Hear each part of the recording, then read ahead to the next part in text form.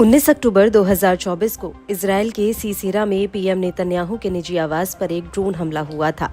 IDF ने इस हमले को नेतन्याहू की हत्या की कोशिश बताया था। हालांकि जिस वक्त ये हमला हुआ उस वक्त नेतन्याहू और उनका परिवार इस घर में मौजूद नहीं थे।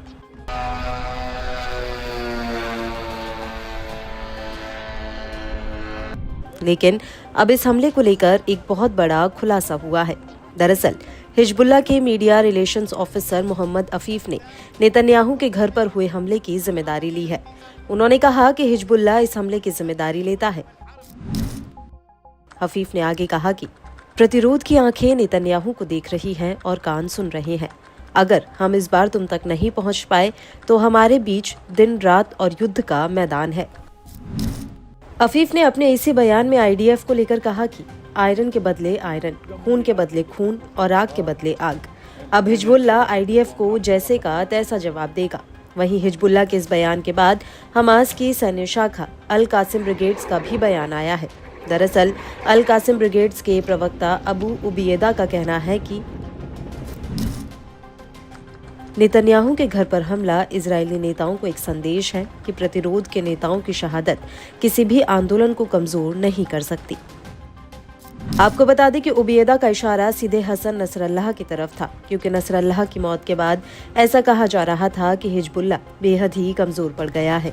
लेकिन अल कासिम के प्रवक्ता का कहना है कि अब हिजबुल्लाह और ज्यादा मजबूत हुआ है और वो इजरायल को और ज्यादा दर्द चोट देने के लिए प्रतिबद्ध है।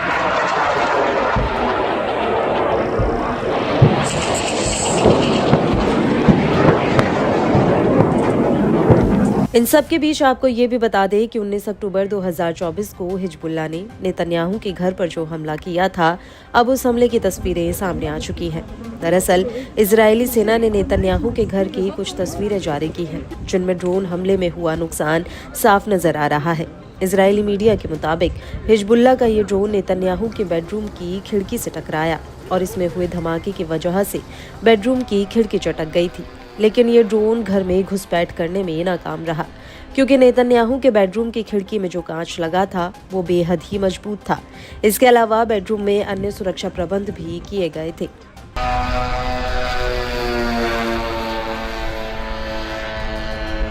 हालांकि खिड़की से कांच के कुछ टुकड़े छिटककर पास में बने एक स्विमिंग पूल में जरूर जाकर गिरे। इजरायली मीडिया के मुताबिक इस हमले में कोई भी हताहत नहीं हुआ और नेतन्याहू और उनकी पत्नी भी घर में मौजूद नहीं थी।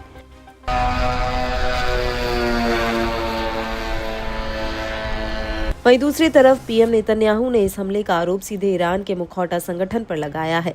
उन्होंने कहा है कि जो कोई भी इजरायलियों को नुकसान पहुंचाएगा वो उनसे भारी कीमत वसूलेंगे।